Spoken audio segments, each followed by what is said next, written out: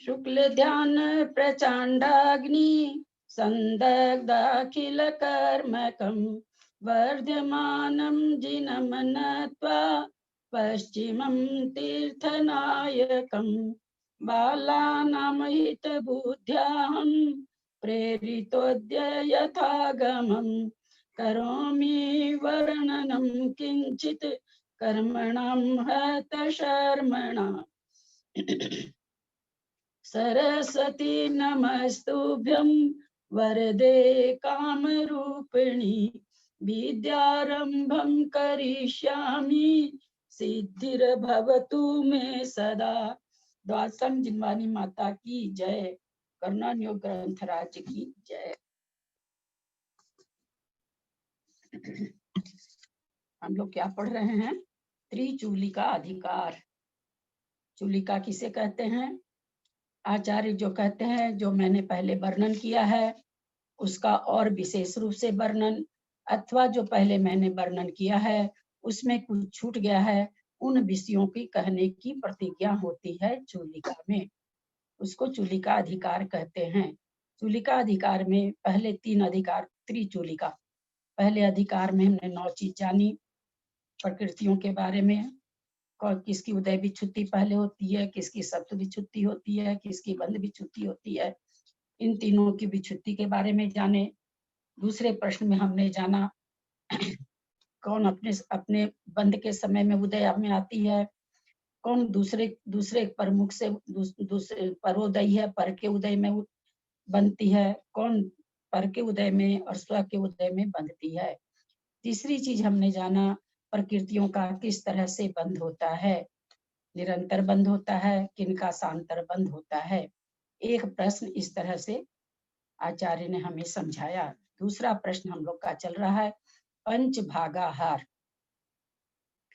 यहाँ थोड़ा सा सोचा जाए कि आचार्य इसका नाम पंच संक्रमण क्यों नहीं दिए।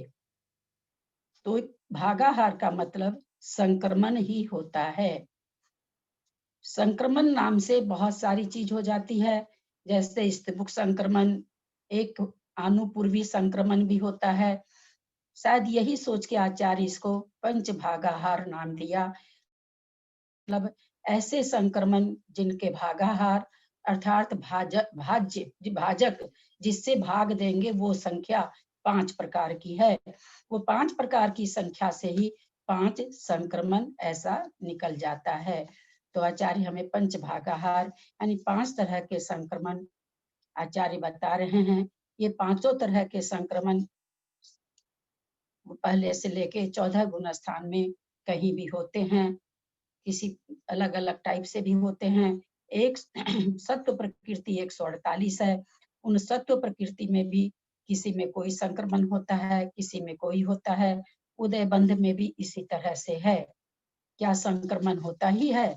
नहीं, ऐसा कोई जरूरी नहीं है।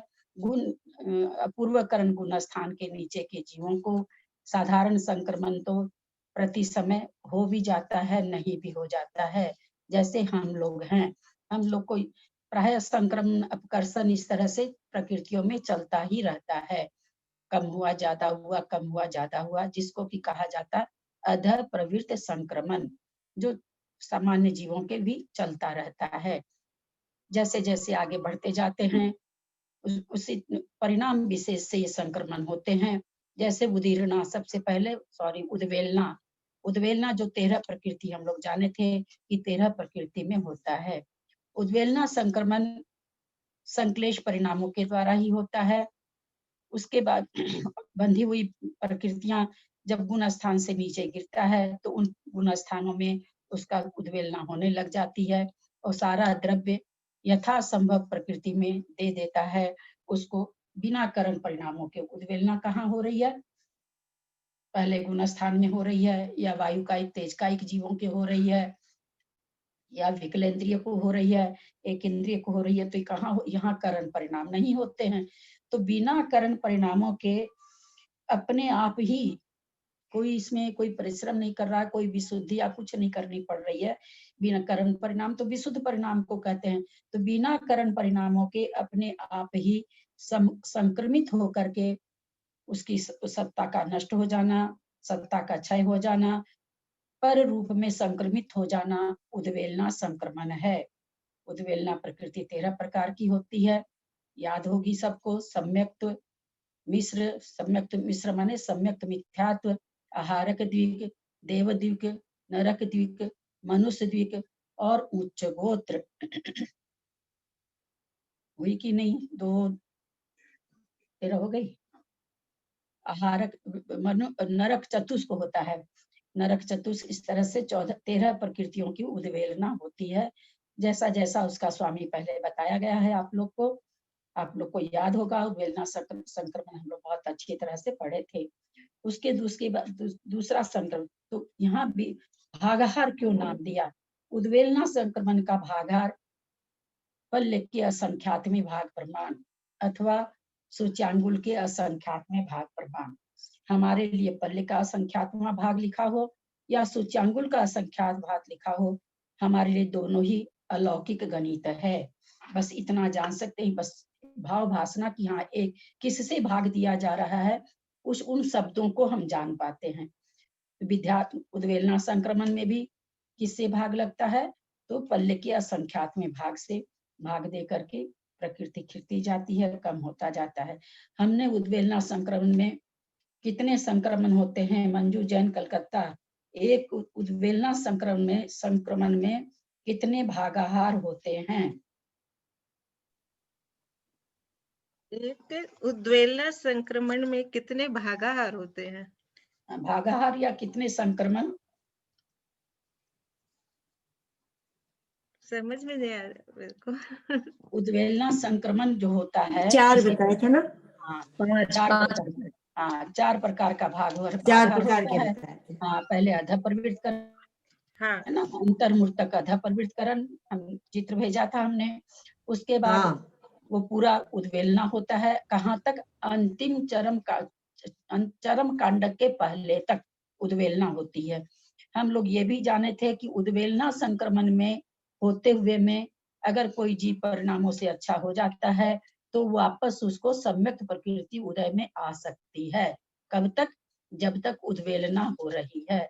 अंतिम चरम कांडघात में जब जीव प्रवेश कर जाता है, उसके बाद फिर वो सम्यक्त प्राप्त करने लायक यानी छायोपशमिक सम्यक्त बनने लायक उसमें योग्यता नहीं रह जाती है। उसके बाद उसमें गुण संक्रमण होता है। गुण संक्रमण का मतलब गुणित होते हुए संक्रमित होना। जैसे इसको हम लोग इस तरह से समझ सकते हैं कि जैसे किसी ने मान लीजिए 10 लाख की बोली ली, उसने एक निश्चित कर दिया, भैया मैं एक बार में 10 लाख रुपया नहीं दूंगा, मैं थोड़ा थोड़ा 5-5 हजार रुपया करके या 10-10 हजार रुपया करके 6-6 महीने में दूंगा या हर महीने में दूंगा। अब वो हर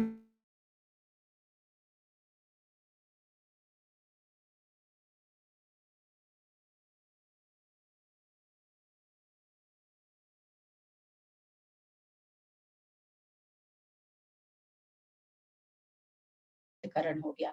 अब जो 10 लाख में से बचा, उसमें से वो हर बार, क्योंकि पल्ले का असंख्यातवां भाग है भागाहार, पल्ले के असंख्यातवें भाग से भाग देने पर जो भागफल आए, पल्ले के असंख्यातवें भाग को हम लोग 100 मान लेते हैं। बची हुई राशि में 100 से भाग दिया, भागफल जितना आया वो उतना उतना करके हर बार दिया जा रहा है।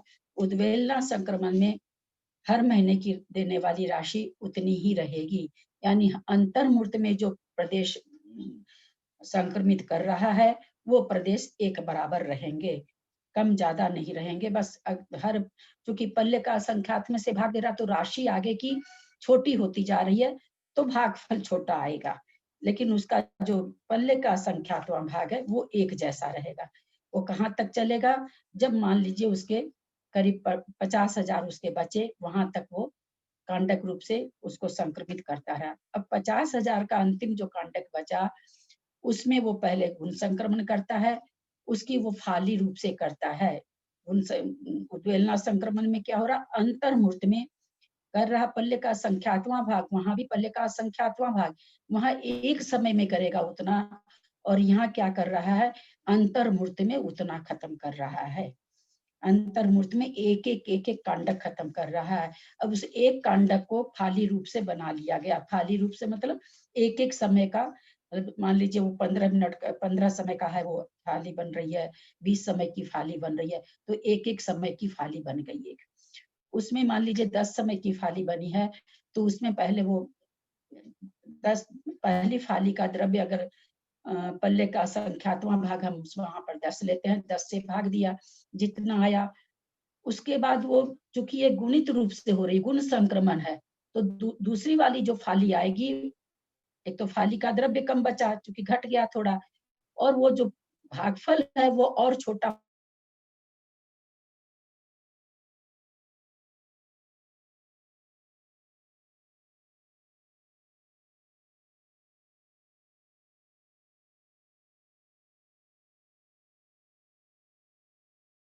लास्ट की जो बचेगी उसमें सर्व संक्रमण होगा। सर्व संक्रमण का भागाहार कितना है? 1 है। जब हम किसी वस्तु को 1 से भाग देते हैं, किसी भी संख्या को, तो भागफल उतना ही आता है। तो वो एक समय में जितना द्रव्य बचेगा, गुण संक्रमण के द्वारा जितना द्रव्य, जितना निषेक खत्म किया है, उससे ज्यादा निषेक उस एक समय में बचे रहते हैं। उसको वो एक समय में सर्व संक्रमण मतलब जितना द्रव्य है उस सबको बदल देना, सबको नष्ट कर देना, या सबको दूसरे प्रकृति में संक्रमित कर देना। इस तरह से हमने जाना था कि उद्वेलना संक्रमण होता है। उद्वेलना संक्रमण के बाद में विध्यात संक्रमण है। विध्यात संक्रमण किसे कहते हैं? तो विध्यात संक्रमण के लिए कहा गया है कि मंद विशुद्धि से 4 से 7 गुण स्थानों तक विच्छुद्धि होने वाली प्रकृतियां, 4 से 7 गुण स्थान तक जितनी प्रकृति विच्छुद्धि होती है, उन प्रकृतियों में मंद विशुद्ध परिणामों के द्वारा जो प्रकृतियां वहां पर विच्छुद्धि होती जा रही है, उनका विध्यात संक्रमण कर देना। इसका भागाहार उद्वेलना से छोटा है, यानी द्रव्य बड़ा है। जब हम छोटी संख्या से भाग देंगे तो द्रव्य बड़ा आएगा, भागफल बड़ा आएगा। जिस तरह से उद्वेलना में संक्लेश परिणामों के द्वारा होती है, इसमें विशुद्धि परिणामों के द्वारा होता है। लेकिन इसकी विशुद्धि गुण संक्रमण के जितने नहीं होती है, बढ़ते हुए क्रम में नहीं होती है, पर ये विशुद्ध परिणामों के द्वारा होता है, परंतु एकांत से नहीं। क्योंकि जितनी उद्वेलना वाली प्रकृति है उनमें विध्यात संक्रमण भी क्वचित कदाचित होता है, तब वहां पर संक्लेश वाली ही बात घटेगी। क्योंकि उद्वेलना वाली प्रकृति विशुद्ध परिणामों से खत्म नहीं होती है, संक्लेश परिणामों से खत्म होती है। अब हम समझे कि गुण संक्रमण की विध्यात के बाद अधा प्रवृत्ति संक्रमण। अधा प्रवृत्ति संक्रमण बंध प्रकृतियों में अपने बंध के संभव विषय में, जो प्रकृतियां बंध रही है और उसका जो पहले से बंधी हुई प्रकृतियां हैं, उनका संक्रमण होता है। ये सामान्य संक्रमण है, सभी को, लगभग सभी प्रकृतियों में होता है। ये जो बंधने वाली प्रकृतियों को संक्रमण होता रहता है, वह सब सर्वसाधारण है, लगभग सभी प्रकृतियों में होता है और सभी जीवों के पाया जा सकता है। पाया जाए जरूरी नहीं है। जैसे मान लें कोई मिथ्या दृष्टि मनुष्य है, मनुष्य गति में बैठा है, उसके देवगति का वो संक्रमण कर रहा है, यह विध्यात संक्रमण नहीं कहलाएगा। क्योंकि जो 4 से 7 गुण स्थान में विध्यात संक्रमण, क्योंकि विध्यात संक्रमण 4 से 7 गुण स्थानवर्ती जीवों के होता है। यहाँ मिथ्या दृष्टि कर रहा है, इसलिए वो विध्यात संक्रमण नहीं कहलाएगा। मिथ्या दृष्टि जो संक्रमण कर रहा है वो किसमें चला जाएगा? उद्वेलना में चला जाएगा। उसके बाद विध्यात संक्रमण के बाद है गुण संक्रमण। गुण संक्रमण कहते हैं अपूर्व करण तक बंध रहित अप्रशस्त प्रकृतियों में होता है। 8वें गुण स्थान तक जो बंध से रहित हो गई हैं प्रकृतियां, कौन सी? अप्रशस्त प्रकृति, उसमें गुण संक्रमण होता है। गुण संक्रमण के बाद हम आते हैं सर्व संक्रमण में। सर्व संक्रमण में सर्व संक्रमण में क्या होता है, इसमें द्रव्य एक साथ एक समय में ही एक समयवर्ती होता है, इसका भागाहार एक है। तो ये विशेष गुण संक्रमण और सर्व संक्रमण विरले ही होते हैं, जो श्रेणी में चढ़ते हैं जीव विशेष काल में होते हैं। विशेष काल में भी हमेशा हो ही ये कोई जरूरी नहीं है, पर गुण संक्रमण और सर्व संक्रमण ज्यादा करके, गुण संक्रमण तो अपूर्वकरण गुणस्थान में, अपूर्वकरण गुणस्थान का एक आवश्यक भी है, हम लोग जानते हैं उसमें गुण संक्रमण और गुण श्रेणी निर्जरा, स्थिति कांडघात, अनुभाग कांडघात, ये सब अपने को पता है कि गुण संक्रमण अपूर्वकरण में होता है। इस तरह से 5 संक्रमण होते हैं। प्रत्येक समय जो गुणित रूप से गुणित श्रेणी रूप से द्रव्य संक्रमित होता है, यह गुण संक्रमण होता है। अपूर्वकरण में होता है, अपूर्वकरण परिणामों से भी होता है, और जहां जहां उद्वेलना होती है वहां वहां गुण संक्रमण होता ही होता है। सर्व संक्रमण उद्वेलना के समय होता है। विसंयोजना जो अनंतानुबंधी की विसंयोजना करते हैं, क्योंकि सारे द्रव्य को खत्म करना रहता है, तो अनंतानुबंधी की जब विसंयोजना की जा रही है तो अनंतानुबंधी का सारा द्रव्य हटाया जाएगा, तो विसंयोजना उस विसंयोजना के समय में सर्व संक्रमण होगा। अथवा 10वें गुण स्थान तक जो प्रकृति क्षय होती है, यानी छपना के समय होता है, और 10वें गुण स्थान से आगे कोई भी ये संक्रमण नहीं होते हैं। 10वें गुण स्थान से आगे जो भी संक्रमण होता है वो स्तुभुक संक्रमण होता है। ये 5 संक्रमण में से संक्रमण वहां पर नहीं होते हैं। तो इस तरह से हमने 5 संक्रमण का जाना। अब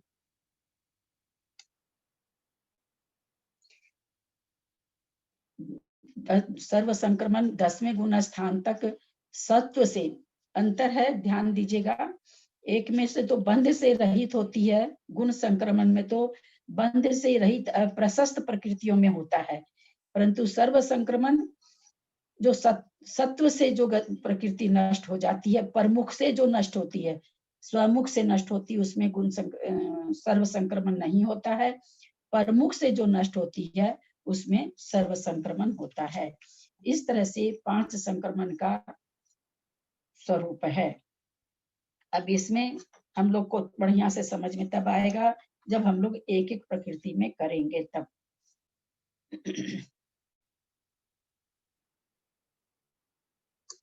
लिखाने वाले थे ना ललिता जी इनकी परिभाषाएं वगैरह आज? परिभाषा लिखनी है। आप जो अभी बोले हैं तो फास्ट लिखते हैं तो थोड़ा ठीक से आए, गलत भी लिखा जा सकता है। एक बार लिखाने के रूप में बोलेंगे क्या, कि वीडियो से लिखना है बाद में? जैसा आप लोग का मन हो लिख लेंगे तो तभी आप लोग गुण स्थान में बोल पाएंगे। हाँ, सॉरी, प्रकृति बोल पाएंगे, नहीं प्रकृति नहीं। इसमें बंध विच्छुत्ति उदय विच्छुत्ति की कोई खास बात नहीं है। बंध विच्छुत्ति और सत्व विच्छुत्ति याद रहने से एक एक प्रकृति में हम लोग समझेंगे कि कौन कौन सा संक्रमण होता है। उसके लिए हमको बंध विच्छुत्ति और सत्व विच्छुत्ति, क्योंकि सर्व संक्रमण में सत्व विच्छुत्ति की प्रकृति याद रहनी जरूरी है, संक्रमण में बंध विच्छुत्ति याद रहनी जरूरी है, विध्यात संक्रमण में बंध विच्छुत्ति याद रहनी जरूरी है। उद्वेलना की प्रकृति तो सबको याद होगी, उसमें कोई खास बात नहीं है, याद ही होगी, वो तो 13 प्रकृति है। परिभाषा लिखना चाहते हैं तो लिखिए। सबसे पहले उद्वेलना, तो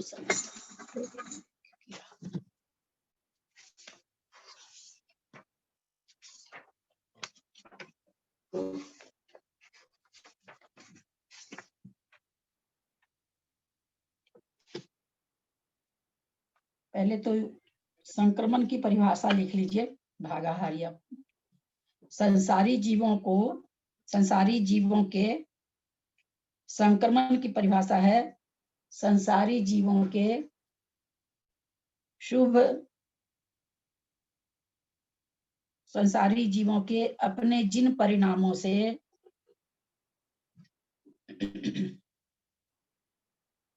शुभ कर्म और अशुभ कर्म संक्रमण करे, अर्थात अन्य प्रकृति रूप परिणमे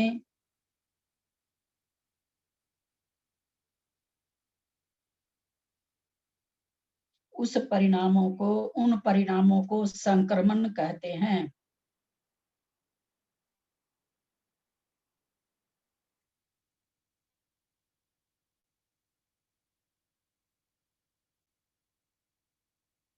उस संक्रमण के उद्वेलन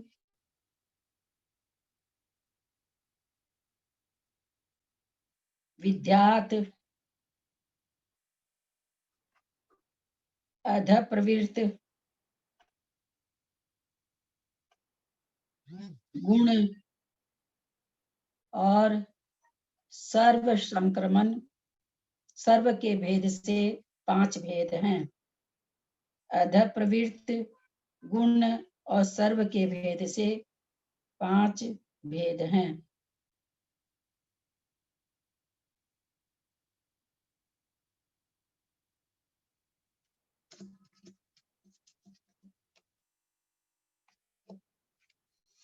उद्वेलन संक्रमण बिना कारण परिणामों के अपने आप ही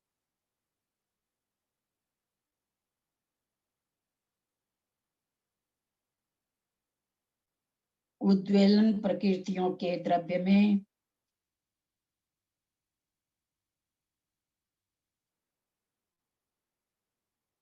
उद्वेलन भागहार का भाग देने पर जो द्रव्य आता है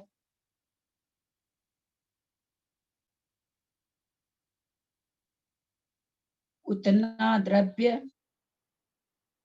प्रत्येक उद्वेलन कांडक द्वारा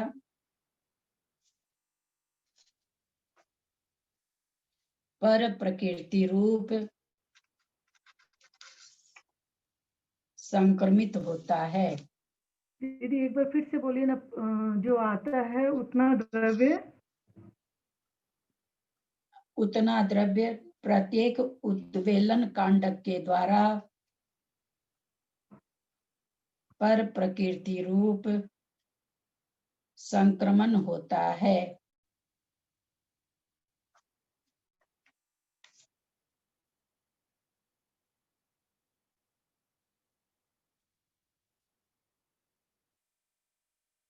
इसका भागाहार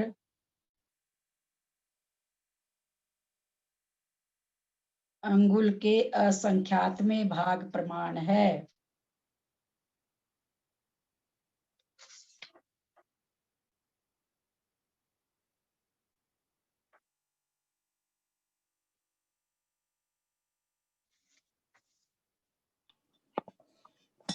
ललिता जी एक बार वापस रिपीट करेंगे क्या शुरू से? उद्वेलक संक्रमण बिना। अब थोड़ा पढ़ के सुनाइए भाभी, क्योंकि हाँ मैंने बिना के बीच में ना? डैश छोड़ दिया, वो आगे बढ़ गया था। बिना परिणामों के अपने आप ही उद्वेलन प्रकृति के, या फिर छोड़ दिया उद्वेलन परिणामों के बिना, बिना कर्म परिणामों के बिना। करण है ना, बिना करण परिणामों के, जैसे करण है ना, अपूर्व करण, अधिवृत्ति करण, तो वो उसके लिए कहा जा रहा है कि बिना करण परिणामों के उद्वेलन प्रकृतियों के द्रव्य में उद्वेलन भागहार के द्वारा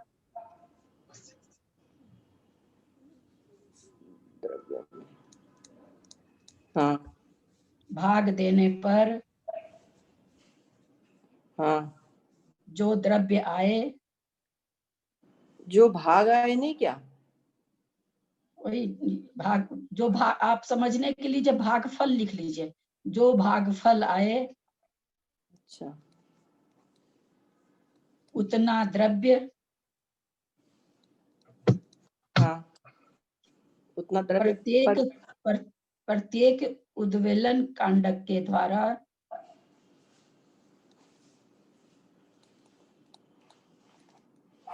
पर प्रकृति रूप संक्रमण करता है, संक्रमण होता है।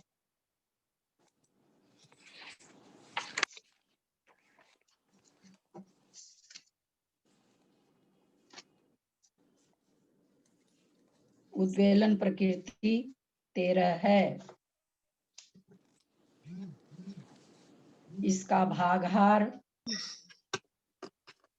अंगुल के असंख्यात में भाग प्रमाण है।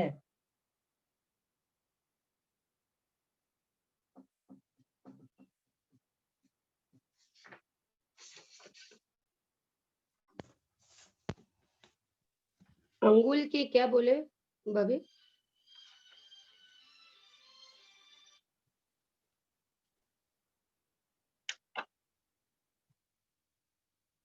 जिसका भागाहार अंगुल के असंख्यात में भाग प्रमाण है।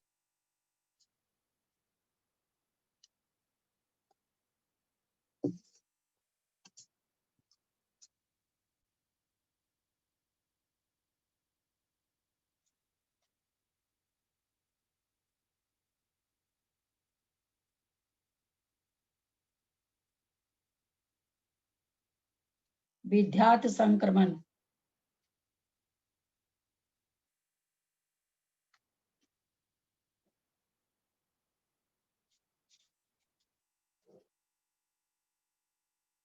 मंद विशुद्धि से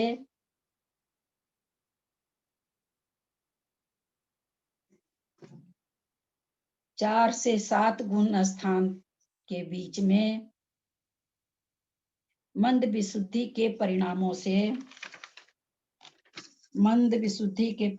से जो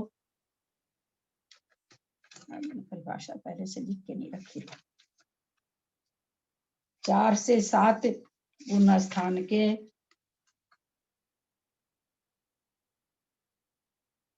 चार से 7 गुण स्थान तक बंध से क्षय को प्राप्त होने वाली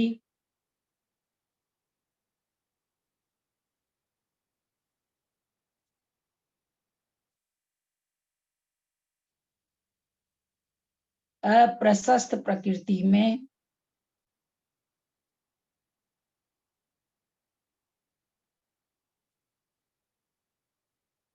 होता है तथा उद्वेलना वाली प्रकृति में भी विध्यात संक्रमण होता है।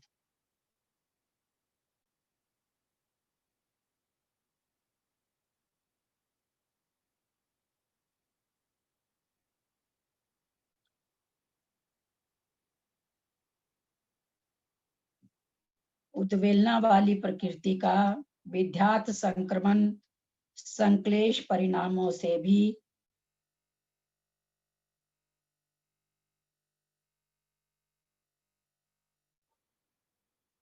विध्यात संक्रमण होता है।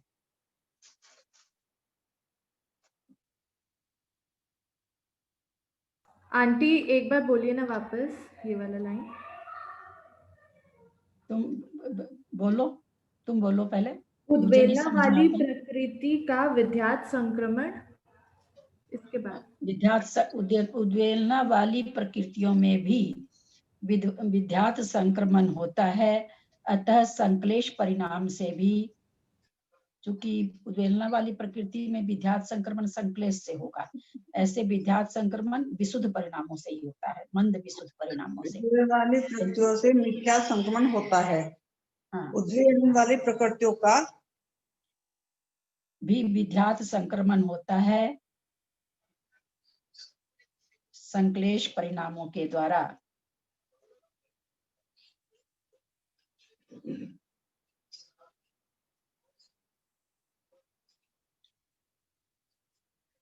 अधः प्रवृत्त मिथ्यात्व के सिवा। दीदी आपने अभी कहा कि ऐसा विध्यात संक्रमण विशुद्ध परिणामों से होता है, क्या बोला आपने? विध्यात संक्रमण वास्तव में होता है विशुद्ध परिणामों से, क्योंकि 4 से 7 गुण स्थान में हो रहा है। 4 से 7 गुण स्थान में सम्यक दृष्टि है तो परिणाम तो विशुद्ध है, मंद विशुद्ध परिणाम चलते हैं वहां पर, सर्व विशुद्ध तो नहीं चलते हैं। तो विध्यात संक्रमण 4 से 7 तक में होता है और किसमें होता है? तो 7 गुण स्थान तक बनने वाली सभी अप्रशस्त प्रकृति में होता है। ये नियम हुआ एक। तो दूसरा नियम ये है कि ये उद्वेलना वाली प्रकृति में भी, सभी में नहीं होता है, जिसमें जरूरत लगती है। कोई भी संक्रमण, 5 ही संक्रमण होता ही हो जहां बताया गया, ऐसा नहीं है। एक बात तो ये दिमाग में रखिएगा कि ऐसा नहीं है कि जो संक्रमण जहां बताया गया है कोई भी वो होता ही हो, ऐसा नियम नहीं है।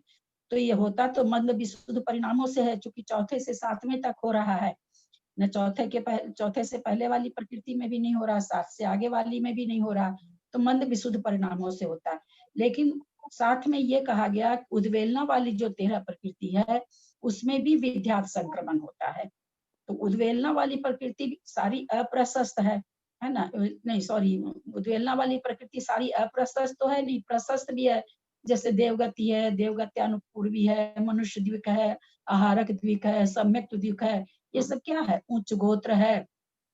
खाली नरक चतुष्क वो 4 प्रकृतियां कहा जा सकता है कि अच्छी नहीं है। तो ये तो अच्छी प्रकृति है, इनका अगर विद्यार्थ संक्रमण होगा तो संक्लेश परिणामों से होगा।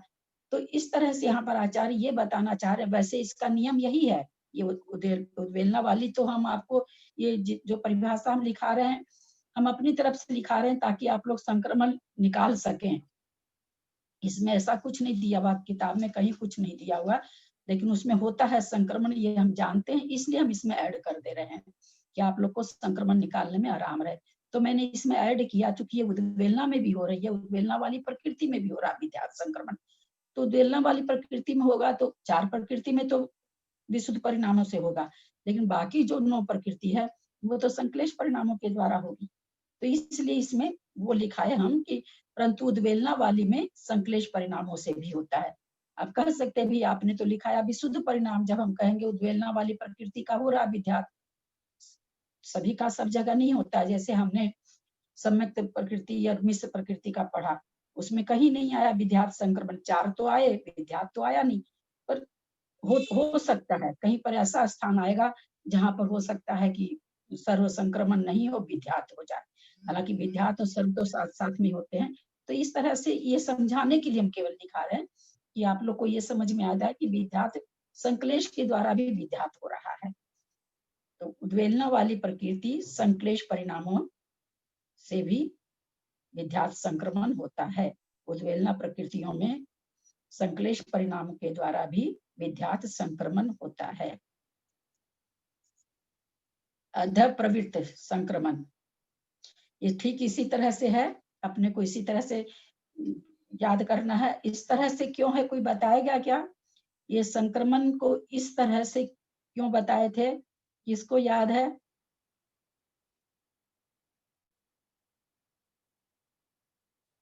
संक्रमण के नाम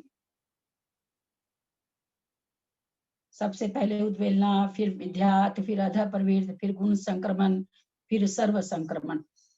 ये इस तरह से क्रम पूर्वक क्यों है, इनका क्रम इस तरह से क्यों है? कोशिश करूं क्या जय जिनेन्द्र, कोशिश करूं क्या? हाँ करिए। हाँ, जैसे ऊपर के स्थानों में परिणामों में थोड़ी विशुद्धि रहती है इस हिसाब से, अध प्रवर्तकरण और 8वें गुण स्थान और में होता है ना, इसलिए उस हिसाब से। मैंने तो एक चीज दूसरी बताई थी, किसी को याद नहीं है? आगे आगे बढ़ता हुआ भागहार हीन हीन है। जैसे पहले अंगुल का संख्यात्मक भाग, उसके बाद अध विद्यार्थ में भी पल्ले का संख्यात्मक भाग अथवा अंगुल का संख्यात्मक भाग, किताब में दोनों चीज है। और अध प्रवृत्त में भी पल्ले का संख्यात्मक भाग, गुण संक्रमण में भी पल्ले का संख्यात्मक भाग। यद्यपि एक है लेकिन आगे आगे हीन हीन है। जैसे जब हम 1 लाख में 10 से भाग देंगे तो भागफल ज्यादा आएगा, लेकिन उसमें अगर हम 100 से भाग देंगे तो भागफल कम आएगा। भागफल कम आने का मतलब कम प्रदेश संक्रमित होना। तो उद्वेलना में सबसे कम प्रदेश संक्रमित होते हैं, उससे ज्यादा विद्यार्थ में होते हैं, उससे ज्यादा अध प्रवृत्त में होते हैं, उससे ज्यादा गुण संक्रमण में तो गुणित होते हुए होते हैं, और सर्व संक्रमण में तो सारे ही हो जाते हैं। ये उत्तरोत्तर भागहारहीन है और संक्रमित होने वाले द्रव्य निषेक वो ज्यादा हैं। भागहार कम है लेकिन भागफल ज्यादा है, उत्तरोत्तर, इसलिए इनका ये क्रम है।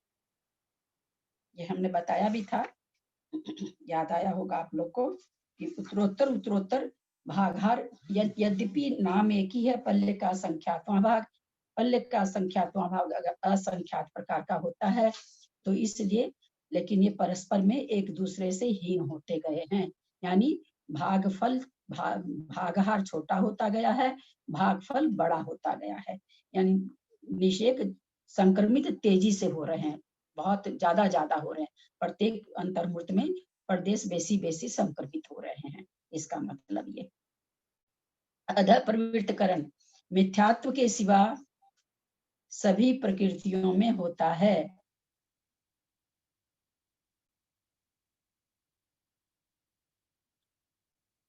मिथ्यात्व में क्यों नहीं होता है?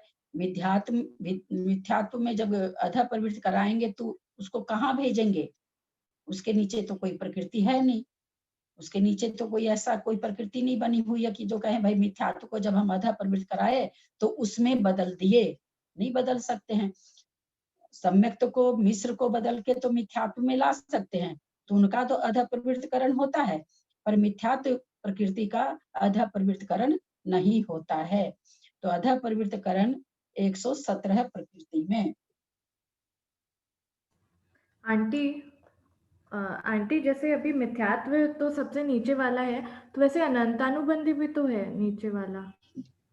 वो सब आएगी ना, तो अनंतानुबंधी से मिथ्यात्व दर्शन मोहनी की है बेटा, अनंतानुबंधी चारित्र मोहनी की है। उसमें होगा अधः प्रवृत्ति, कैसे होगा सो देखेंगे हम लोग, क्योंकि सभी प्रकृति में होता है। तो दीदी आप 117 बता रहे हैं, तो ये जो सम्यक मिथ्यात्व और सम्यक प्रकृति का क्या होगा फिर? हाँ, आप 117 बोल रहे हैं ना टोटल प्रकृतियों का अधः प्रवृत्तिकरण 117 में क्यों बोल रहे हैं? अभी आएगा आगे, एक दो प्रकृति और है इसकी 117 में। मैं भी सोची कि क्यों आ रहा है 117 में, लेकिन मैं देख नहीं पाई हूँ, पर ऐसा आया है कि केवल मिथ्यात्व को छोड़ करके बाकी सब में, तो अगर उदय विच्छुत्ति के हिसाब से लें तो 121 में होना चाहिए। दर्शन मोहनी की तीनों नहीं आएगी क्या? नहीं, बंध विच्छुत्ति के हिसाब से तीनों नहीं आएगी ना, 120 प्रकृति का बंध होता तो भी तो 119 आना चाहिए, तब भी 119 आना चाहिए। आहार्दिक में और तीर्थंकर में नहीं आएगा ना शायद? आहार्दिक में और तीर्थंकर प्रकृति में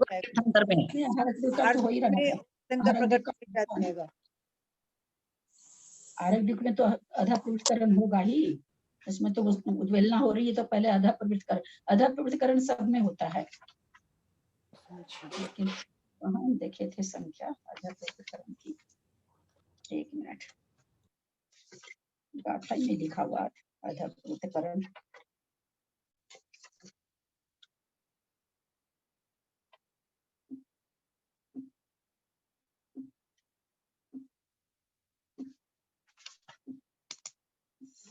अधः प्रवृत्ति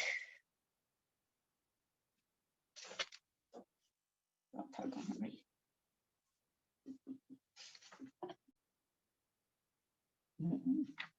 एक मिनट, 121 प्रकृति है, मिथ्यात्व प्रकृति 121 प्रकृतियों में।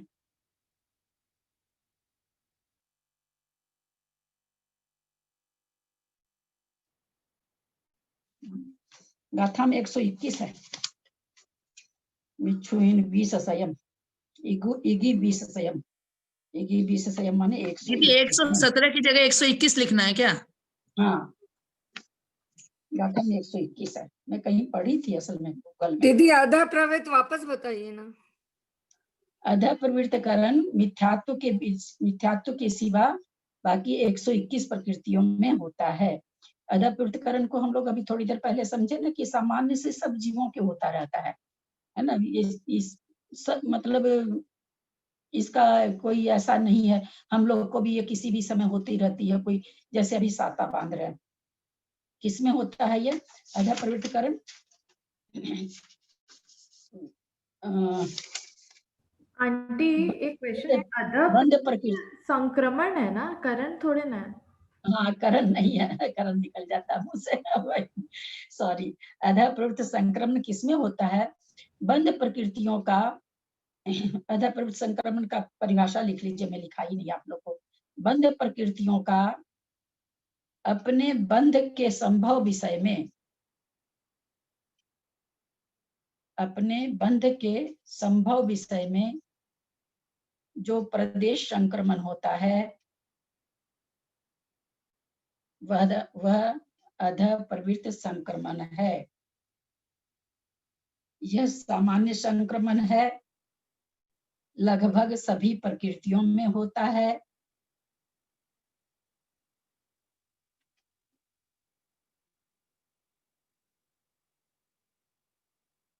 जो बंधने वाली प्रकृतियों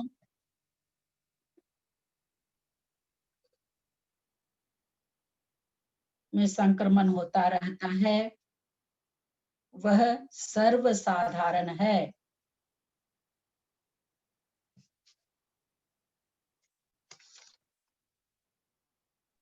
एक बार फिर से बोल दीजिए ये वाला। बंध प्रकृतियों का अपने बंध के संभव विषय में, समझाते हैं अभी, लिख लीजिए उसके बाद समझाते हैं। विषय में जो प्रदेश संक्रमण होता है वह अध प्रवृत्ति संक्रमण है। यह सामान्य संक्रमण है।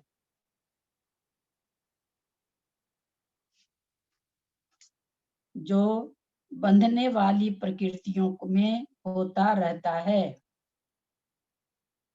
लगभग सभी प्रकृतियों में होता है।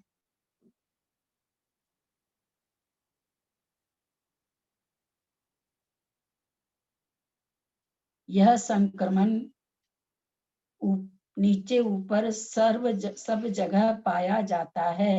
ऊपर नीचे का मतलब गुण स्थान। यह संक्रमण ऊपर नीचे के गुण स्थानों में सब जगह पाया जाता है।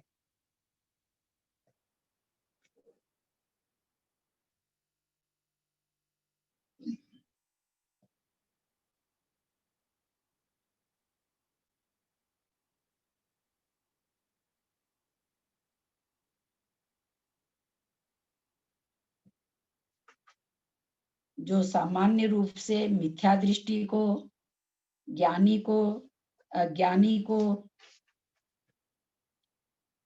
जो सामान्य रूप से मिथ्या दृष्टि को, ज्ञानी को, अज्ञानी को बिना किसी विशेष परिणाम के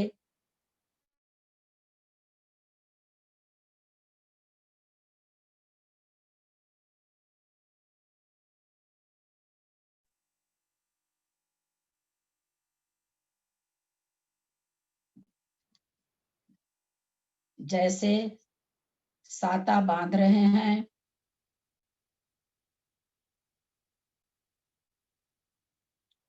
असाता का पहले का द्रव्य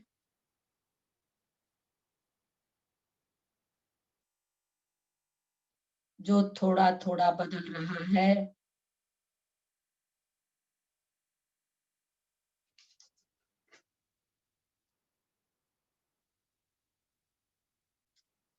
वह अध प्रवृत्ति संक्रमण है।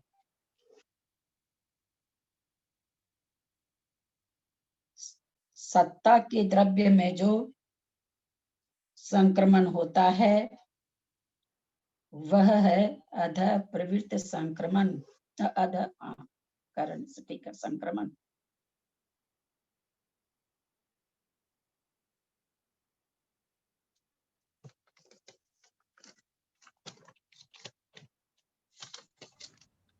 आंटी जैसे उद्वेलन संक्रमण वाला तो संश्लेष परिणामों के द्वारा होता है ना, और इसमें कुछ मतलब नहीं है, संश्लेष हो विशुद्ध हो कोई वो नहीं है, इसका? नहीं, इस तो सारा जितना भी संक्रमण होता तो विशेष परिणामों के द्वारा है, बिना परिणाम के तो इसीलिए तो ये सबसे पहले कहा गया ना कि कोई जरूरी नहीं है कि संक्रमण सबको होता ही हो और सब समय होता ही हो। जैसे इसमें भी क्या आया, ज्ञानी के अज्ञानी के किसी के भी मिथ्या दृष्टि के हो सकता है, लेकिन हो सकता का मतलब ये थोड़ी कि हर हमेशा हो सकता है। हर हमेशा तो हो नहीं सकता, हो भी सकता है, नहीं भी हो सकता। जैसे कोई साता बांध रहा है, मंदिर में पूजा कर रहा है, साता बांध रहा है, परिणाम बहुत अच्छे चल रहे हैं, उसका जो सत्ता में बैठी हुई असाता है थोड़ी सी परिणत हो सकती है, नहीं भी हो सकती है। उतना परिणामों में नहीं आया कि विशुद्ध हो, पहले वाली असाता साता में बदले, हो जाए तो हो भी जाए। तो ये ऐसे, और उसके बाद मान लो असाता बांध रहे हैं तो पहले की साता बांधी हुई है, पता चला पहले तो साता से साता हम बांध रहे थे तो जो सत्ता का द्रव्य था 10% उसका साता में बदला। घर आए, किसी कारण से क्लेश कर लिए, पता चला साता बांध रहे हैं, हमने तो 10% असाता को साता किया था, अब असाता के द्वारा तो सत्ता का द्रव्य है वो 20% असाता कर लिए। तो इस तरह से हम लोगों को पता नहीं चलता, हम लोग के अपने परिणाम के द्वारा अपने आप ही जो सत्ता में बैठा हुआ द्रव्य की मतलब प्रदेश अच्छे और बुरे रूप में बदलते रहते हैं, जो कि हम लोग को पता भी नहीं चलता है। ऐसा तो बहुत बार हो जाता है हम लोग के साथ में, तो होता ही है, अच्छे सारे कार्य में दिन एकदम संकलेश कर लेते हैं तो वो सारा खत्म हो जाता है, कोई उपाय नहीं है। और वो संकलेश अगर बहुत देर तक रह गया तो फिर बहुत देर तक समयवर्ती परिणाम है, समयवर्ती समय पर वध बंध भी रहा है, लेकिन हमारा बहुत देर तक परिणाम बहुत कलुषित रह गया तो बहुत सारा द्रव्य बदल जाता है। ऐसे एक बार में कल भी हम लोग चर्चा किए थे कि ऐसा कभी भी नहीं समझ लीजिएगा कि हमारे परिणाम अच्छे हुए तो हम अभी तक जितना भी इस कोड़ा कोड़ी स्थिति का बांध रखे थे, जो भी कोड़ा कोड़ी सागर तक उदय में आता वो सारा का सारा सुधर गया, ऐसा नहीं होता है। एक एक समय का परिणाम आता है तो सबका चित्र है, लेकिन ऐसे भेजूं और खाली चित्र से समझ में भी नहीं आएगा। तो पर एक एक समय का द्रव्य आता रहता, बदलता रहता, चाहे साता साता में बदले चाहे साता साता में, प्रत्येक समय का द्रव्य आके बदलता रहता। ऐसा नहीं है कि पूरा ऊपर से लेके नीचे तक का असाता का साता में बदल जाए, साता का साता में बदल जाए, चाहे सुभग का दुर्भग में बदल जाए, सभी प्रकृति के लिए साता साता हम लोग को ज्यादा समझ में आती है। इसलिए प्रत्येक समय में जो समय प्रबद्ध प्रमाण जो निषेध प्रदेश जो होते हैं वो बदलते रहते हैं, प्रत्येक समय वाले। हाँ, प्रत्येक समय वाले, प्रत्येक समय में समय प्रबद्ध प्रमाण जो अपने आते हैं प्रदेश, वो सारा बदलता रहता है। वो सारा असाता का साता या साता का असाता में अपने परिणामों के द्वारा नहीं बंधे हुए जो उदय में, जो उदय में नहीं उदिया वाली अलग चीज हो गई। यहाँ बंध का प्रकरण चल रहा है। हम लोग पढ़े थे जब 10 करण पढ़े उस समय कि उत्कर्षण और संक्रमण कब होता है, बंधने के समय में। उदय होने के समय में जो संक्रमित होता है ना उसको स्तुभुक संक्रमण कहते हैं, है ना। होता उस समय भी है, उदियावली में आने के समय में एक समय पहले बदल जाती है प्रकृति, हम लोग जानते हैं, तो उसको स्तुभुक संक्रमण कहा गया। उस संक्रमण की न तो 10 करण में बात है न भी ये 5 संक्रमण में बात है। स्तुभुक संक्रमण तो ज्यादा करके ऊंचे के गुण स्थानों में भी होता है, क्योंकि वहां पर खत्म उसी तरह से होती है। अब 14वें गुण स्थान में है खराब प्रकृति भी पड़ी है तो खराब रूप थोड़ी उदय में आएगी वहां पर, तो वहां पर ज्यादा करके ये वहां पर मतलब चलती है, तो वो उदय में घटेगा।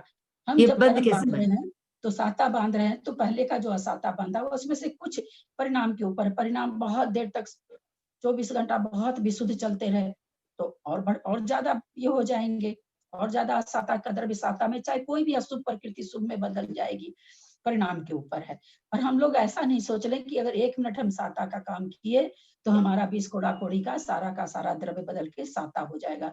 अगर ऐसा होगा तो हम लोग असाता परिणाम ज्यादा करते हैं, हम लोग को घाटा ही होगा, नफा नहीं होगा, क्योंकि हम लोग का तो फिर असाता सारे दिन बदलती रहेगी सारी। तो हम लोगों के लिए तो ये अगर नियम है तो अच्छा ही है, नहीं तो हम लोग का तो ज्यादा करके असाता में चला जाएगा। ललिता जी ऐसा समझे क्या कि सत्ता की द्रव्य में जो संक्रमण होता है वो चेंज होता रहता है, या शुभ रूप हो चाहे अशुभ रूप हो? हाँ तो भाभी ये हुआ ना कि वही जैसा परिणाम करेंगे है ना, जैसा परिणाम करेंगे वैसा बंद होगा, जैसा बंद होगा वैसा सत्ता में बदलाव आएगा।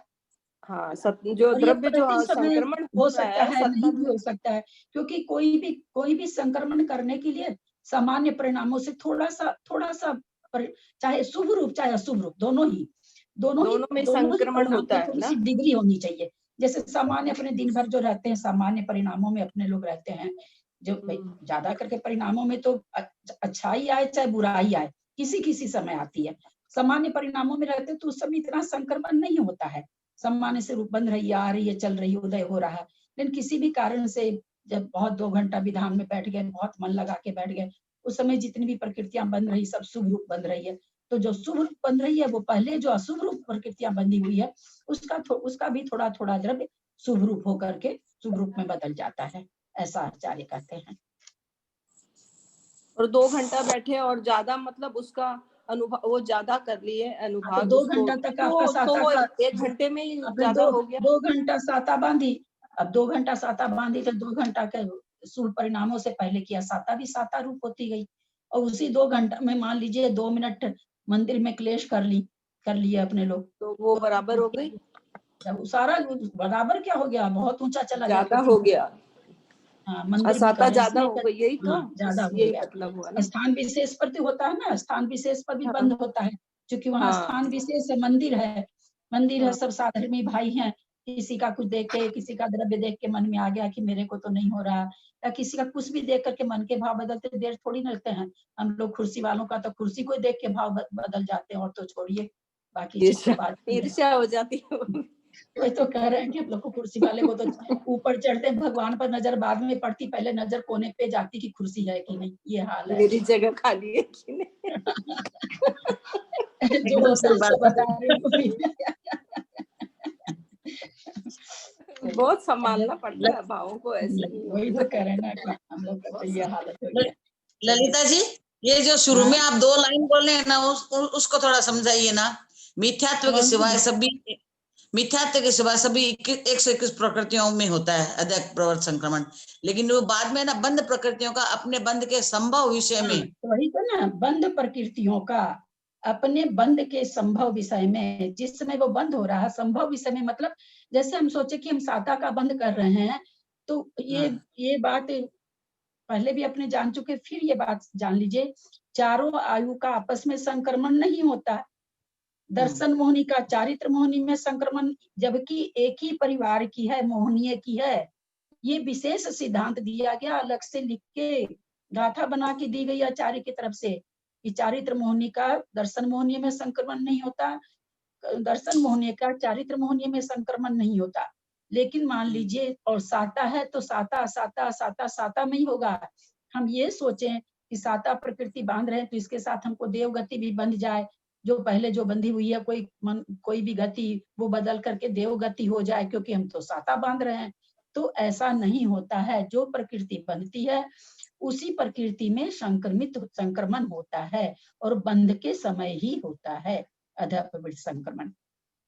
तो संभव विषय में मतलब जिसमें वो हो सकती है, जैसे जो प्रकृति मूल प्रकृति है, मूल प्रकृति का आप एक दूसरे में नहीं होता, आपस में होता है। जैसे 5 ज्ञानावरण है, एक मति ज्ञानावरण बांध रहे हैं, 5 में द्रव्य जा रहा है, 5 को मिल रहा है द्रव्य, ये नहीं कि खाली मति ज्ञानावरण को मिल रहा है। तो नाम कर्म की प्रकृति कोई भी हम अगर शुभ बांध रहे हैं तो पीछे की कोई भी अशुभ प्रकृति कोई भी बदल के शुभ अच्छी हो सकती है, क्योंकि 93 प्रकृति उसका परिवार बहुत बड़ा, लेकिन चारित्र मोहनी और दर्शन मोहनी इनका किला बहुत मजबूत है। ये अपने महाराणा प्रताप का किला बना बना के बैठी हुई है, कोई अपने में किसी को घुसने भी नहीं देती है, एक परिवार की होती हुए भी। लेकिन नाम कर्म की प्रकृतियां हैं वो 93 की 93 एक दूसरे में संक्रमित भी हो सकती हैं, एक दूसरे में द्रव्य भी दे देती हैं, एक दूसरे से ले भी लेती हैं। तो ये संक्रमण, तो इस क्या कहा गया कि बंद प्रकृतियों का अपने बंद के संभव विषय में, यानी जो बंद हो रहा संभव माने जो बंद के लिए संभव है। प्रकृतियां तो हम जान चुके हैं कि 8 कर्म, अब कर्ष काल को अगर लेते हैं तो 8 कर्म बन रहे हैं 7वें गुण स्थान तक, तो 8 कर्म बन रहे हैं, पर 8 कर्म की सब प्रकृतियां तो नहीं बन रही है, 120 की 120 तो नहीं बन रही है। 120 में कभी कोई बन रही, कभी जैसे हम लोगों ने निरंतर बंदी सांतर बंदी पढ़े उससे यही ना समझ में आया कि कोई प्रकृति कब बनती है, कोई प्रकृति कब बनती है। 120 की 120 बनती नहीं है, लेकिन जब बंध रही है जो भी प्रकृति, तो पीछे की बंधी हुई प्रकृति, मान लीजिए आप सुभग बांध रहे हैं, दुर्भग बंधा हुआ बहुत पहले का, वो दुर्भग है तो सुभग में थोड़ा सा सुभग में उसका बदल जाएगा। दुर्भग बंध रही है तो जो सुभग बंधा हुआ उसका थोड़ा द्रव्य, जब तक वो बनती रहती है तब तक उसका थोड़ा थोड़ा द्रव्य दुर्भग होता रहता है या सुभग होता रहता है। जितने भी समय के लिए बंद होती रहती है उतने समय के लिए वो बदलता रहता है। ऐसा नहीं है कि वो सारा बदलता है, जितने समय का, बस एक समय का एक समय में, एक समय का एक समय में, इस तरह से वो बदलता रहता है।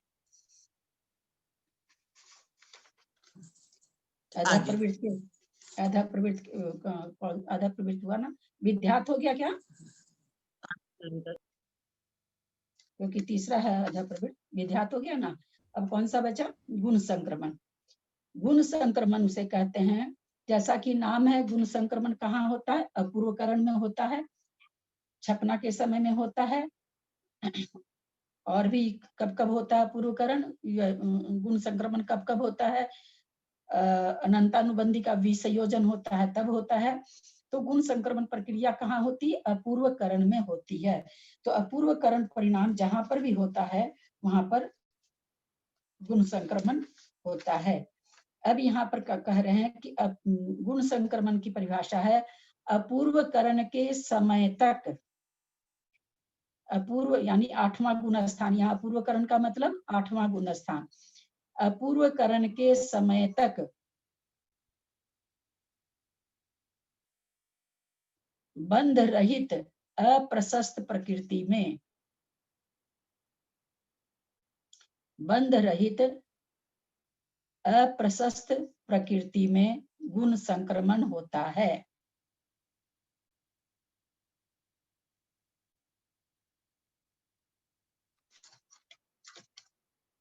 लिखिए, इतना बता, लाइन से नहीं लिखी ना, बता नहीं पाए।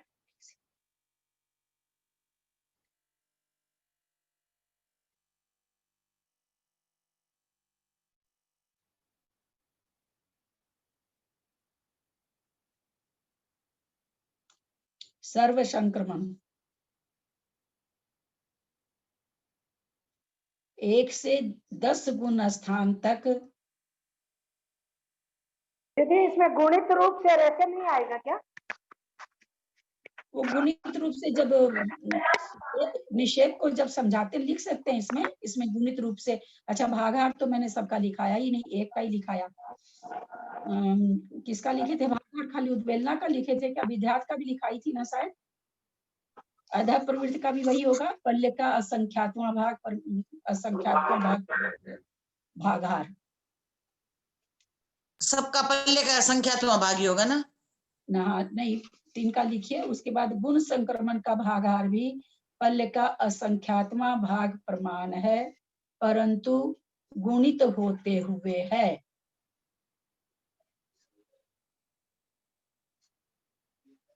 वापस बोलिए ना प्लीज।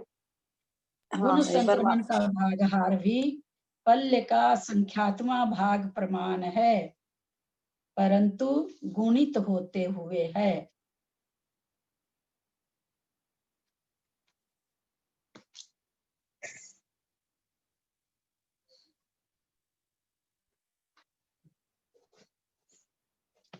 सर्व संक्रमण, ललिता जी एक बार वापस बोलिए ना, 1 से 10 गुण स्थान तक अपूर्व कौन सा गुण संक्रमण? सर्व संक्रमण वाला, सर्व संक्रमण वाला। नहीं, तो अभी तो गुण संक्रमण का लिख लिए पूरा गुण संक्रमण। सर्व संक्रमण बोल रहे हैं ना आप अभी तो। और बोल दीजिए ना गुण संक्रमण का। चेन्नई वाली सरिता जी पूछी तो मैं बीच में फिर गुण संक्रमण बोलने लगी थी। नहीं, आप सर्व संक्रमण वाला बताइए। हाँ, शुरू करी थी भाभी ना, फिर वो बीच में कुछ पूछी ना। अच्छा, ठीक है। हाँ, आप गुण संक्रमण में क्या लिखे पढ़ के सुनाइए, कहीं उल्टा उल्टा ना लिख लिया। गुण संक्रमण में लिखा है मैंने, अपूर्वकरण में होता है गुण संक्रमण। अपूर्वकरण के भाभी, अपूर्वकरण के समय तक, हाँ, बंद रहित, अपूर्वकरण के समय तक बंद रहित अप्रशस्त प्रकृति में होता है। अच्छा,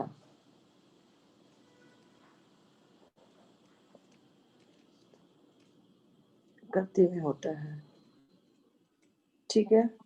पूर्व करण तक का मतलब क्या हुआ? पहले से 8वां गुण स्थान तक की प्रकृति में, है ना? तक का मतलब वहां तक, पहले से 8वें तक। ललिता जी, इसमें ये भी लिखना था क्या कि अपूर्व करण में छपना में अनंतानुबंध की भी संयोजना में होता है? नहीं, अपूर्वकरण वो तो हम आप लोग को समझा रहे थे कि अपूर्वकरण कहाँ कहाँ होता है। तो वे अनंतानुबंध की भी संयोजना होती तब होता है, दर्शन मोहनी की छपना होती है तब होता है। तो वहां पर अपूर्वकरण खास करके होते हैं। कर्म गुण परिणाम संक्रमण नहीं होता है ना, ये अपूर्वकरण में होता है। अपूर्वकरण में गुण संक्रमण होता है। अपूर्वकरण में 4 आवश्यक होते हैं, उसमें से एक आवश्यक गुण संक्रमण है।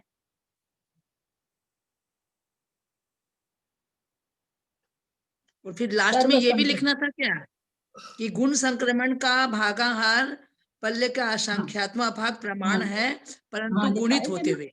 हाँ, परंतु गुणित होते हुए है। सर्व संक्रमण 1 से 10 गुना स्थान तक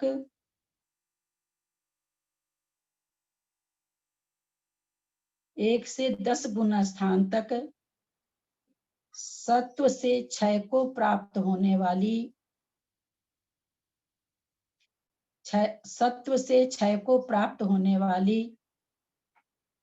प्रमुख से जानने वाली प्रकृतियों में होता है।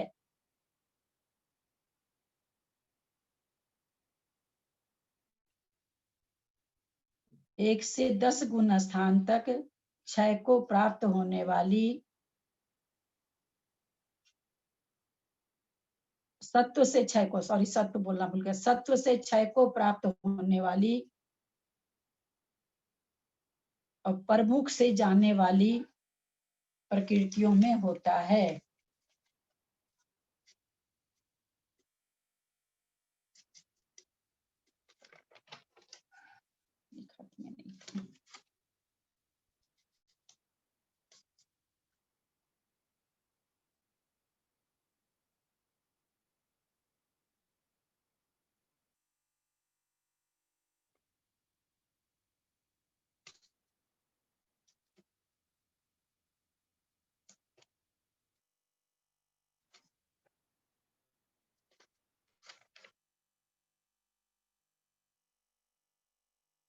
भागाहार भी होगा ना पल्ले के असंख्यात्मक भाग वाला कि नहीं? सर्व संक्रमण में भागाहार 1 है।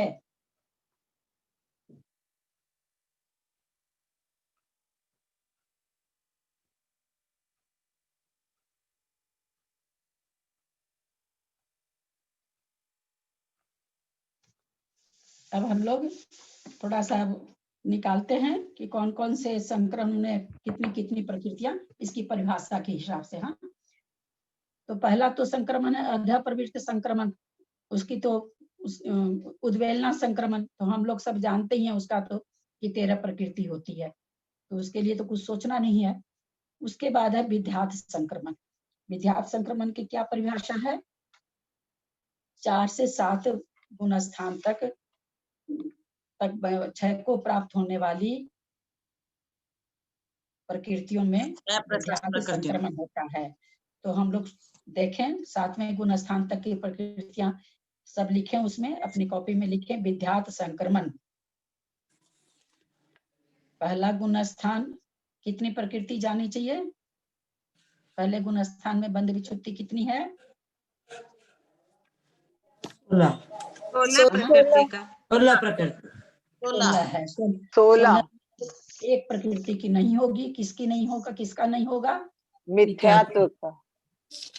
किसका नहीं होगा? मिथ्यात्व। कौन कौन सी 16 प्रकृति नाम कौन बताएगा? मैं बताऊं दीदी? बताइए।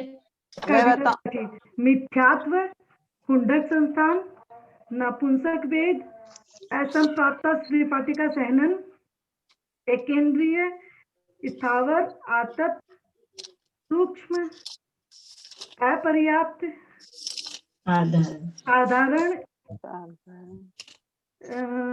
इंद्रिय 2, 3, 4, और नरक गति, नरक गत्यानुपूर्वी और नरक आयु। अच्छा, तो ये सारी प्रकृतियों में संक्रमण हो सकता है क्या? इसके हिसाब से विद्यार्थी के उस हिसाब से नहीं, ऐसे ही बिना हिसाब के, विद्यार्थ को छोड़ दीजिए, सारी प्रकृतियों में संक्रमण। बताया ना आपने, सबका संक्रमण हो सकता है, क्योंकि मिथ्यात्व का द्रव्य कहाँ जाएगा? गलत है क्या ये? फिर जरा सा ध्यान दीजिए। इस 16 प्रकृति में एक ऐसी प्रकृति है जिसका संक्रमण नहीं होता है। नरक आयु होगा, नरक आयु हो गया ना। आयु का संक्रमण नहीं होता है, ठीक है। तो पहले गुण स्थान में कितनी प्रकृति का होगा? 14। 15 का। 14 क्यों हो गई? 15 का होगा ना। हाँ, क्यों दूसरे मिथ्या? गुण स्थान में, दूसरे गुण स्थान विद्यार्थ संक्रमण लिखिएगा सब कोई। दूसरे गुण स्थान में कितनी जाती है? 25। 25 में से 25 हो जाएगी क्या? इसमें भी तिर्यंच आयु का नहीं होगा, एक तो तिर्यंच आयु का नहीं होगा, तो 24। फिर तीसरे गुण स्थान में यद्यपि मिश्र प्रकृति का बंध तो नहीं होता है, क्योंकि ये बंध होने वाली प्रकृति में, लेकिन मिश्र प्रकृति का संक्रमण होता है। नहीं संक्रमण होगा तो जाएगी एक इसी 13वें गुण स्थान में, और कोई प्रकृति का तो संक्रमण नहीं होता है, एक इसी प्रकृति का मिश्र प्रकृति का होता है। क्योंकि अगर ये किसमें संक्रमित होती है? या तो सम्यक्त में होती है, चौथे गुण स्थान में रहता है तो, नीचे चली और जाती है। पहले गुण स्थान में रहती है तो मिथ्यात्व में होती है। एक नियम लिख लीजिए साइड में, मैं भेजी थी क्या, एक फोटो भेजी थी क्या आप लोग को? शायद भेजी हूँ ना, ग्रुप में भेजी तो थी मैं। भेजी एक फोटो। हाँ, एक फोटो भेजी थी। उसको थोड़ा देखिए, निकालिए आप लोग, उसको समझिए थोड़ा सा, हाईलाइट वो कर सकती हो क्या हनी? हाँ आंटी, 1 मिनट।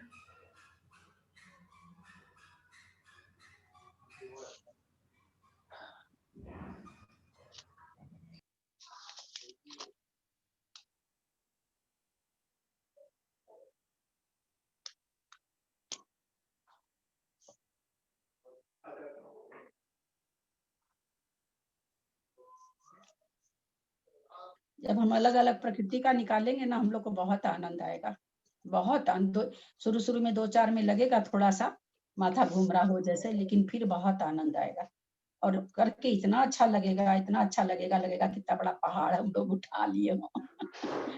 हाँ, देखिए इसमें लिखा हुआ गुण स्थान, मिथ्यात्व, मिश्र और सम्यक्त लिखा हुआ ना। तो गुण स्थान मिथ्यात्व, सासादन, मिश्र, असंयत और मिथ्यात्व प्रकृति के बारे में लिखा हुआ है। तो मिथ्यात्व प्रकृति का मिथ्यात्व गुण स्थान में संक्रमण नहीं होता। क्यों नहीं होता? किसमें होगी? वहां पर उसको संक्रमित करने के लिए तो सम्यक प्रकृति और मिश्र प्रकृति में होती है। तो मिथ्यात्व गुण स्थान में तो होगी नहीं, और उसके नीचे कोई प्रकृति नहीं है, इसलिए मिथ्यात्व प्रकृति का मिथ्यात्व प्रकृति में संक्रमण नहीं होता, मिथ्यात्व गुण स्थान में संक्रमण नहीं होता। फिर मिश्र है, मिश्र का मिथ्यात्व गुण स्थान में संक्रमण होता है। किसमें हो जाएगा? मिथ्यात्व में। उसी प्रकार से सम्यक प्रकृति का भी संक्रमण कहाँ हो जाएगा? मिथ्यात्व गुण स्थान में, मिथ्यात्व में। तो इस तरह से पहले गुण स्थान में जो दर्शन मोहिनी की 3 प्रकृति है, उसमें से मिथ्यात्व का तो संक्रमण नहीं होता है, परंतु सम्यक प्रकृति और मिश्र प्रकृति का संक्रमण होता है। किसी को याद है कौन सा संक्रमण होता है इसमें? मुख्यतः से कौन सा संक्रमण होता है इसमें?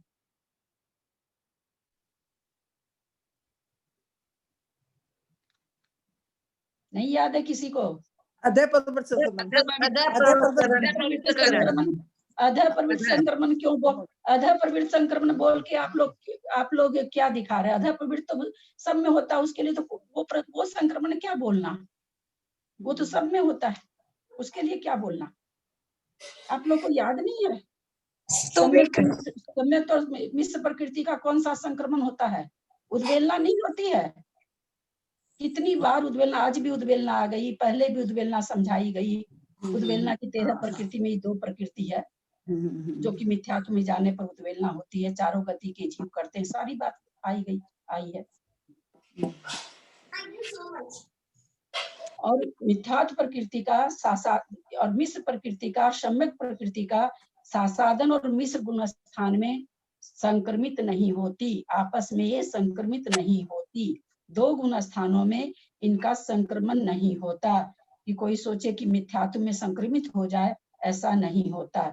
फिर असंयत गुण स्थान में मिथ्यात्व प्रकृति संक्रमित होकर के सम्यक्त बनती है, इसलिए सम्यक्त का संक्रमण चौथा गुण स्थान में नहीं है, क्योंकि वहां तो वो उदय में है। वहां तो मिथ्यात्व प्रकृति सम्यक्त रूप बनती है, मिश्र प्रकृति सम्यक्त रूप बनती है। ये इस तरह से आपको चित्र भेजा गया था। फिर एक बार समझाते हैं। गुण स्थान में लिखा हुआ गुण स्थान, प्रकृति कौन सी है? सम्यक मिथ्यात्व है, मिश्र है और सम्यक। मिश्र माने सम्यक मिथ्यात्व, तीन प्रकृति है। इनका संक्रमण कहाँ कहाँ होता है इस चित्र में ये बताया गया है। तो मिथ्यात्व गुण स्थान में किसका संक्रमण हो सकता है, यानी कौन अपना द्रव्य दूसरे को दे सकती है? तो मिथ्यात्व तो देगा नहीं, किसको देगा? मिथ्यात्व गुण स्थान में तो मिथ्यात्व का उदय ही है, तो किसको अपना द्रव्य देगा? देगा नहीं। लेकिन मिश्र और सम्यक तो अपना द्रव्य मिथ्यात्व को देता है, जो कि उद्वेलना संक्रमण जो कहलाता है। तो मिश्र और सम्यक का जो द्रव्य है वो मिथ्यात्व गुण स्थान में जाने पर मिथ्यात्व रूप में संक्रमित होने लगता है। तो मिथ्यात्व गुण स्थान में मिथ्यात्व का तो संक्रमण नहीं होता है, लेकिन मिश्र का और सम्यक्त का संक्रमण होता है। सासादन और मिश्र गुण स्थान में आचार्य ने सिद्धांत दिया है कि दो गुण स्थानों में दर्शन मोहनीय का संक्रमण नहीं होता है। फिर असंयत गुण स्थान में सम्यक्त प्रकृति का उदय है, इसलिए वो तो संक्रमित होगी नहीं, उसका तो उदय है। लेकिन मिथ्यात्व प्रकृति और मिश्र प्रकृति का द्रव्य सम्यक्त में संक्रमित होता रहेगा। जब तक वो चलती रहेगी तब तक ये सारा द्रव्य उसमें संक्रमित धीरे धीरे होता रहेगा। समझ में आई क्या? ये चित्र समझ में आया? हाँ दीदी। आया कि हाँ आ गया क्या? आ गया। एक बार फिर से बोलेंगे भाभी जी? हाँ? मिथ्यात्व का तो समझ में आ गया, सासादन और मिश्र का एक बार फिर बोलेंगे? सासादन और मिश्र में कुछ नहीं होता है, कोई अच्छा। संक्रमण ही नहीं होता है ना? नहीं है, हाँ। होता ही नहीं है। सिद्धांत मिश्र यह में है कि दर्शन हाँ। मोहनीय का संक्रमण नहीं होता। मिश्र कुछ में भी किसी भी संक्रमण तीनों नहीं है। प्रकृति का, तीनों ही प्रकृति का संक्रमण नहीं होता आपस। चूंकि दर्शन मोहनी की प्रकृति है, हम लोग पहले जान चुके हैं कि दर्शन मोहनी की प्रकृति चारित्र मोहनी में तो बदलती नहीं, और किसी में तो कोई, चूंकि मूल प्रकृति दूसरी मूल प्रकृति में तो जाएगी नहीं, जाती तो चारित्र मोहनी में जा सकती थी। लेकिन आचार्य ने सिद्धांत में कह दिया कि जब ये कहा गया कि भाई मूल प्रकृति आपस में संक्रमित होती है, तो आचार्य ने फिर एक सिद्धांत दिया, एक गाथा दी। लेकिन मोहनीय की प्रकृति, दर्शन मोहनीय और चारित्र मोहनीय आपस में संक्रमित नहीं होती, परंतु लगा के ये सिद्धांत आचार्य ने अलग से एक गाथा बना के दिया। तो इस तरह से मिथ्यात्व में तो, क्योंकि मिथ्यात्व का उदय चल रहा है, मिथ्यात्व का उदय चलेगा तो मिश्र और सम्यक्त का द्रव्य धीरे धीरे मिथ्यात्व में उद्वेलना संक्रमण के द्वारा जाता रहेगा। सासादन और मिश्र में कुछ भी नहीं होता दर्शन मोहनी की प्रकृति में। असंयत अगर छायोपसम में सम्यक दृष्टि है तो उसको सम्यक्त का तो उदय चल रहा है, इसलिए सम्यक्त के सामने कटकुट लिखा हुआ, कहने का मतलब कि सम्यक्त प्रकृति का संक्रमण नहीं हो रहा है। कटकुट का मतलब संक्रमण नहीं होना। जो 9 का चिन्ह दिया हुआ इसका मतलब हाँ, समझ गए, संक्रमण संक्रमण होना हो रहा है। है ना? हाँ, कटकुट का चिन्ह का मतलब संक्रमण नहीं होना। नहीं हो रहा है। हाँ। 9 जो लिखा हुआ उसका मतलब संक्रमण होना। तो पहले गुण स्थान में कौन कौन संक्रमित होती है? तो मिश्र और सम्यक्त किसमें संक्रमित होती है? मिथ्यात्व में। दूसरे तीसरे गुण स्थान में कोई भी प्रकृति आपस में संक्रमित नहीं होती। असंयत गुण स्थान में सम्यक प्रकृति का उदय है, इसलिए उसमें कटकुट लिखा हुआ है कि वो संक्रमित नहीं होगी। इनमें 9 का चिन्ह है, इसका मतलब ये दोनों सम्यक प्रकृति में संक्रमित होती रहेगी। समझ में आ गया होगा सबको? हाँ। किसी को भी नहीं आया हो तो बोलें। आ गया। हमने 9 का चलें चिन्ह आगे। का हाँ क्रॉस को 9 बोल रहे हैं क्या? हाँ चिन्ह जो आप बोल रहे हैं, नो लिखा, नो लिखा, मतलब क्रॉस क्या? नो मतलब होगा, कहने का मतलब कि होगा, सही। लेकिन आपके चित्र में तो कहीं नहीं लिखा हुआ है। नो राइट का नो क्रॉस का चिन्ह को नो बोल रहे हैं नो दीदी। मतलब यहाँ पर राइट, नो मतलब तो नाइन नहीं, नो मतलब राइट मतलब होगा। हाँ राइट, नौ का नाइन जैसा जो चिन्ह है उसका मतलब राइट की मतलब होगा। यहाँ नाइन का मतलब होगा, कटकुट का मतलब नहीं होगा। हाँ वो ठीक है, वो समझ, वो तो राइट से समझ में आ रहा है, लेकिन आप नो बोल रहे हैं तो मेरे की क्या समझ? नो इसलिए बोले, नो जैसा लिखा हुआ था ना, वो एनो नो नहीं। नहीं, 9 अंक भी नहीं है, 9 फिगर भी नहीं है, नो एनो भी नहीं लिखा है, क्रॉस और राइट है।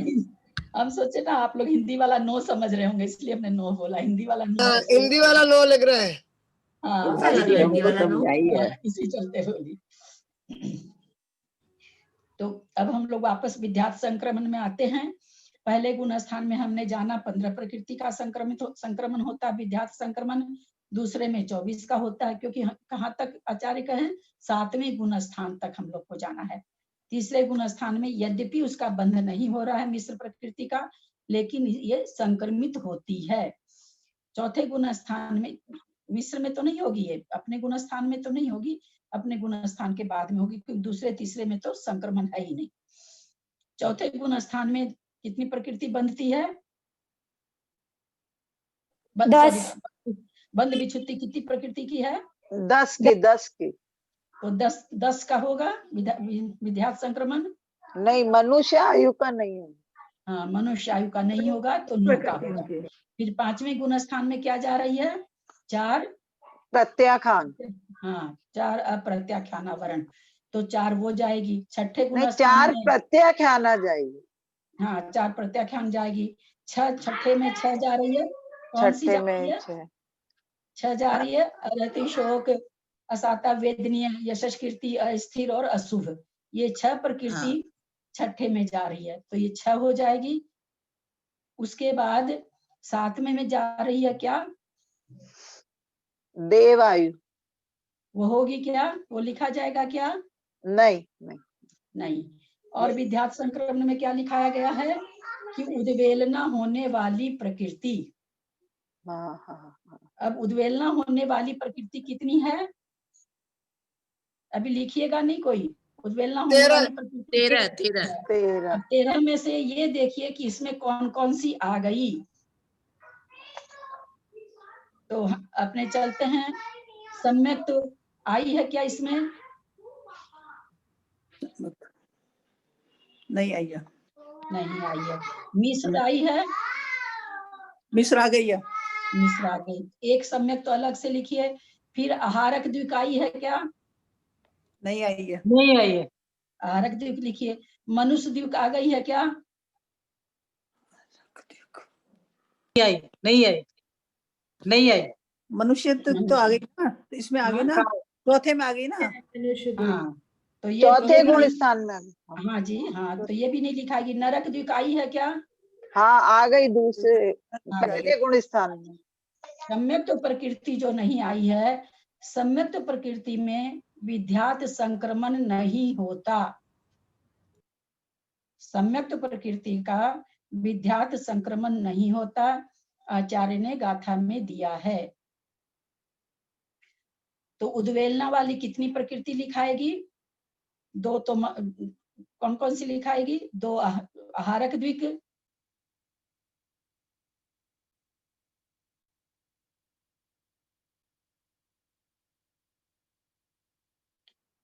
और एक उच्च गोत्र,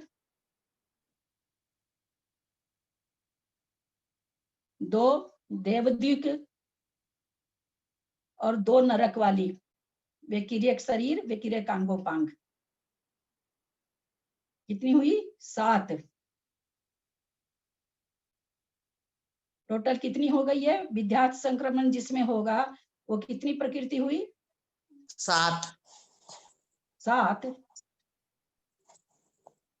आहारक द्विक 6। भाई टोटल पूछ रहे हैं। 7 ही तो हुई है। आहारक विध्यात द्विक की संक्रमण में दो कुल कितनी प्रकृति हुई पहले गुण स्थान से? आंटी 58 है क्या?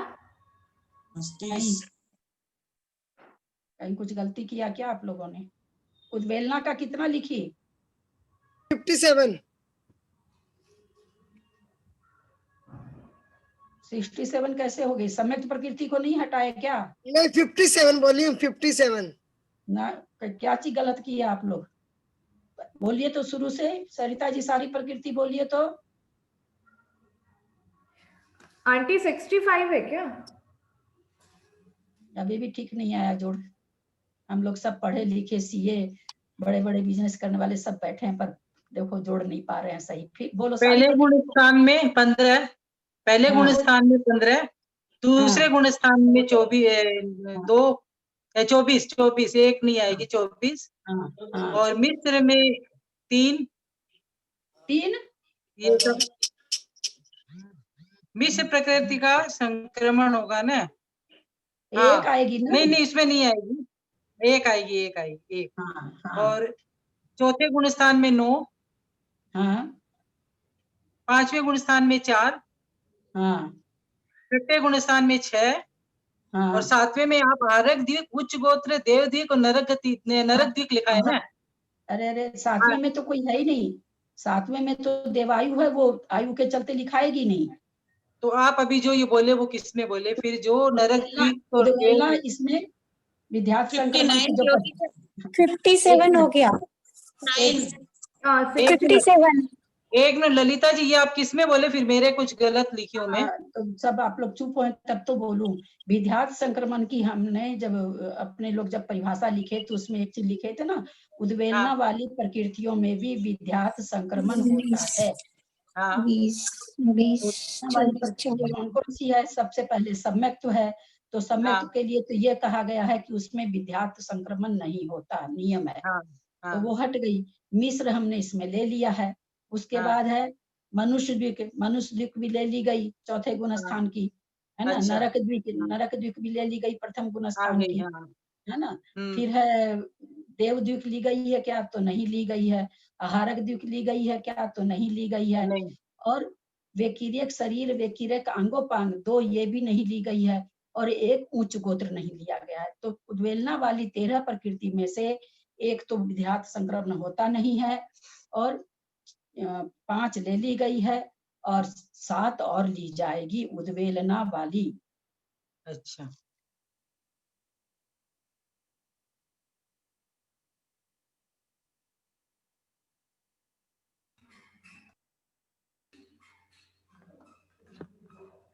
कितनी हुई टोटल? 66 67 71 हुई है। एक मतलब इतना छोटा 67 किसी का भी सही नहीं। 63 दीदी मैं बताऊं? 59 59 बहुत हैरत की चीज है। चलिए अलग जोड़ते हैं हम ही। किसी की भी सही उत्तर नहीं है। बहुत मंजू जी आप बोलिए, सारे दिन हिसाब किताब करती रहती हैं आप तो, और बिना कैलकुलेटर के करेंगी नहीं। 67 होना चाहिए ना ललिता भाभी। 58 होना चाहिए। 56 58 57 58 होना चाहिए। 58 कुसुम जी कितनी होगी?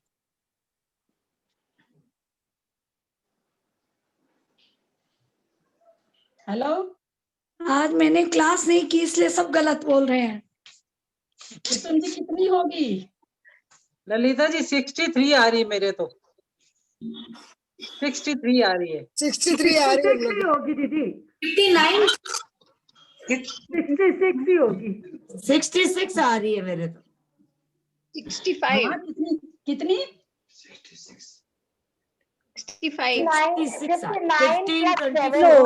सबका सुन ले और सबका गलत है। अभी कोई कुछ बोला था बीच में एक मेरा तो ललिता जी 59 आ रहा है। 56 होना चाहिए। 66 आ रहा है। 56 72 66 होना चाहिए। पढ़ने बैठ रहे हैं और 5 ठो संख्या नहीं जोड़ पा रहे हैं। नहीं ललिता जी, वो गलती लिखा गया है कई चीजें, इसलिए जोड़ तो सही आ रही है पर कुछ छूट गया है। 66 होना चाहिए। 56 होना चाहिए। 66 होना चाहिए ललिता जी। कोई सही भी बोल रहा तो सुनता ही नहीं है। क्या बोल रहा है? 66 आ रहा है, 66 आ रहा है। हाँ 66 होगा। तो हम तो जब से बोल रहे हैं 66 आपको। हाँ 66 बोल रहे हैं ललिता जी हम लोग बार बार।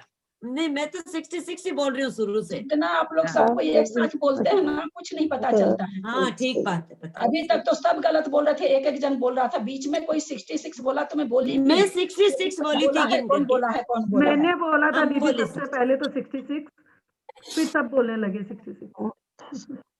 वो एक्चुअल में एक प्रकृति कोई जोड़ नहीं रहा, इसलिए गड़बड़ हो रहा है। मिश्र वाली कुछ भी हुआ हो, लेकिन हम लोग 6 ठो प्रकृति का जोड़ नहीं लग, कोई 100 में है नहीं, 10, 15, 20, 1, 2, 4 की संख्या हम लोग नहीं जोड़ पाते हैं। नहीं, 66 से आया शुरू से ही एकदम मेरे तो, फिर भी पता नहीं चल रहा है, कोई कुछ बोलता है कोई कुछ बोलता है। चलो 66 तो ये हुई। एक तीर्थंकर प्रकृति का विध्यात संक्रमण होता है।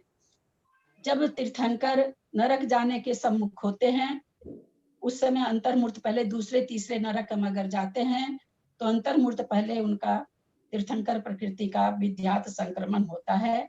और जब वहां जन्म लेने के बाद में उत्पाद सैया से जो भी उत्पाद जन्म होता है, वहां जन्म के बाद में अंतर्मूर्त तक वही गुण स्थान रहता है मिथ्यात्व, तब तक उसका विध्यात संक्रमण होता है। तो एक तीर्थंकर प्रकृति इस तरह से विध्यात संक्रमण की 67 प्रकृति हुई। क्लास सब बंद करते हैं, 8:15 हो गया। हाँ 8:15 बज गई।